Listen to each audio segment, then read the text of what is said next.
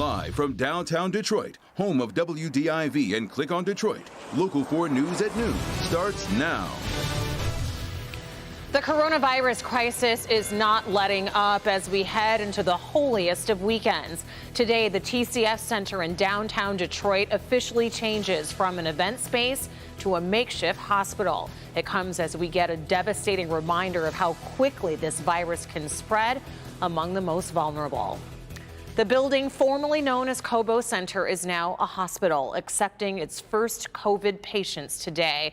We'll go live there in minutes, but we do begin with the day's biggest headline of the pandemic. Today is Good Friday and Sunday is Easter. It's a time when a lot of people would be going to church services or getting together with family members. But yesterday, Governor Whitmer extended the state's stay home, stay safe order until the end of the month. And now traveling to a second home, like perhaps up north to a cottage, is banned for families. There are now more than 21,000 cases in Michigan, and more than 1,000 of our friends, neighbors, and family members have died to this virus. We are learning 7 people in a nursing home in Wayne County have also died from the coronavirus, and that is where we are going to kick things off this morning with Sean Lay joining us now at the Riverview at the Rivergate Terrace Nursing Home. And Sean, I know you've had a chance to gather some more information about what is happening there at that nursing home. Good afternoon to you, Rhonda. Good afternoon, everyone. We're here in Riverview. This is the Rivergate Terrace Nursing Home behind me. It is a massive facility. Been talking to insiders all morning long. The direct quote to me is that this is bad, very bad. Right now, Rivergate Terrace reporting 7 COVID-19 related deaths, but multiple insiders telling me that the number of actual deaths here is much higher in the last few days and weeks. Let's get you some video here, tell you what we're learning. Residents and their families informed by the executive director here on March 26th, and on March 23rd, a resident was tested positive for coronavirus and was taken to the hospital. Now, we're told that resident did not survive. Since then, sources telling us the virus is spreading through the facility, they say, to staff and residents like absolute wildfire. We're talking about elderly residents, many with compromised immune systems, and we're told many of them are dying so quickly there was no time to check for symptoms or to test, and we're told multiple deaths of residents recently aren't being counted as coronavirus-related deaths. We're told staff here must gear up in protective gear big time. They have to have their temperatures taken twice a day. Staff is treating half of the residents in this facility as if they have COVID-19, taking massive precautions. Everyone is quarantined in their rooms here. Another quote from an insider is this, quote, "A lot of people here are sick and are not going to make it. Every day, the number of deaths goes up." We're talking about 200 to almost 300 residents here.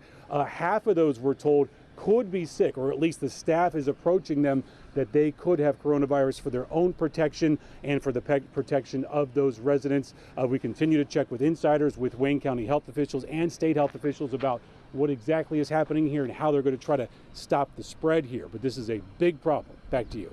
Oh, it certainly is, and just incredibly heartbreaking for anyone that has a loved one there. We were praying for them for sure. Sean, thank you.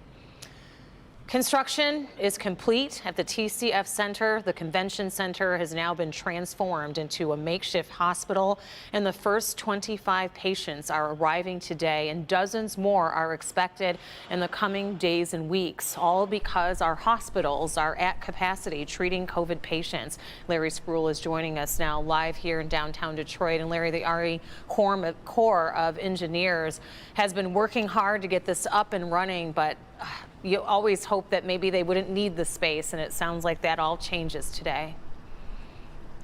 Yeah, Rhonda, we were hoping that they would not need this space, but as of today, the TCF Center is now officially open as a hospital for patients with coronavirus. Now, we saw several emergency vehicles come in this gate within the last 30 minutes.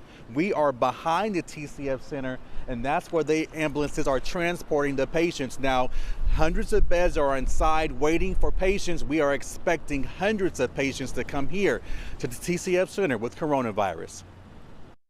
The TCF Center is now open for patients with COVID-19. Over the last few weeks, medical crews transformed the conference center into a temporary medical care facility. It's one of the first alternate care facilities in the country. Hundreds of beds now cover the 350,000 square foot convention center. So far, about 970 beds are spaced across 2 floors for COVID-19 patients. Now, the coronavirus swept across the state of Michigan within weeks, leaving local hospitals without any extra beds or staff members to take care of all the patients. Services inside TCF will include a triage area, patient support services such as showers and toilets, staff changing areas, a command center, and pharmacy. All of this in preparation for the many patients to come in the next few weeks. And we do know the state is also working to transform the collection showplace in Novi into a makeshift hospital. They are expecting to open those doors on April 20th. We're live at the TCF Center in downtown Detroit. Larry Sproul, Local 4. It just takes your breath away to see all of this happening here. Larry, thank you. In New York City, the biggest hotspot in the country, patients there are being moved to makeshift hospitals there as well. We've already seen some of the tented areas. Now the U.S. Open location there in Queens, the Billie Jean King National Tennis Center, will be holding 150 beds. For now, it will eventually be expanded to handle 450 patients there. There will be nearly 24 stations specifically for ICU patients there. And the state of New York has more coronavirus cases than any other country in the world, more cases than entire countries, including China at its peak. There are over 160,000 confirmed cases just in New York, with more than 7,000 deaths there. Dr. Anthony Fauci says that antibody tests, which show who has already been infected with the coronavirus, will be available there in the United States soon. The Department of Health and Human Services is planning on buying $2 billion worth of ventilators from its national stockpile and will distribute the equipment to states that need it most. President Trump is holding his coronavirus task force briefing early today because of Good Friday, so you can expect to see that at 1 o'clock this afternoon here on Local 4. Several Detroit grocery stores are offering special shopping times for senior shoppers. 11 grocery stores in all across the city will have a designated special set of hours to support seniors during this COVID-19 pandemic so they can shop on their own. The Detroit Bus Company is donating hand sanitizer to all store employees to keep the staffers and the shoppers safe. The hours vary, some from 7 a.m. to 8 a.m., others from 8 a.m. to 9 a.m. So to see the complete list of participating stores and those store hours for seniors, you can go to our website at clickondetroit.com.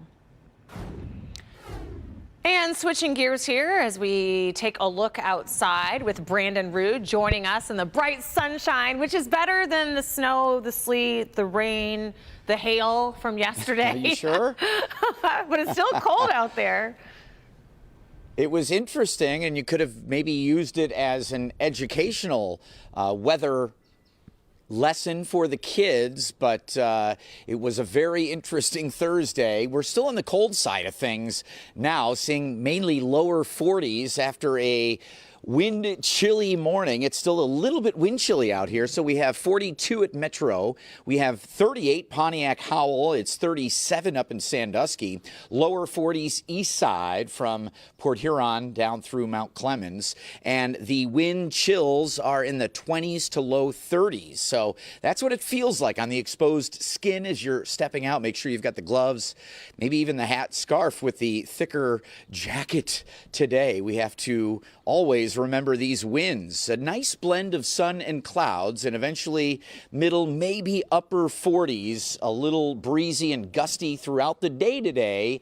And other than that, we are trouble-free. As we head into the weekend, we are tracking, it's a holiday weekend, if you will, Easter weekend. We are tracking some wet weather, how it could impact Easter egg hunts, and I don't know about family gatherings, but Rhonda will have that big holy holiday weekend coming up. And we know we cannot have big family gatherings. Just the people that live in your house already can gather. Otherwise, we have to do it virtually. And it is downright dangerous, a dangerous crime right now, what this woman is accused of doing at a grocery store that forced employees to get rid of thousands of dollars worth of items. And worship from home, the unprecedented changes being made for Easter services across the country.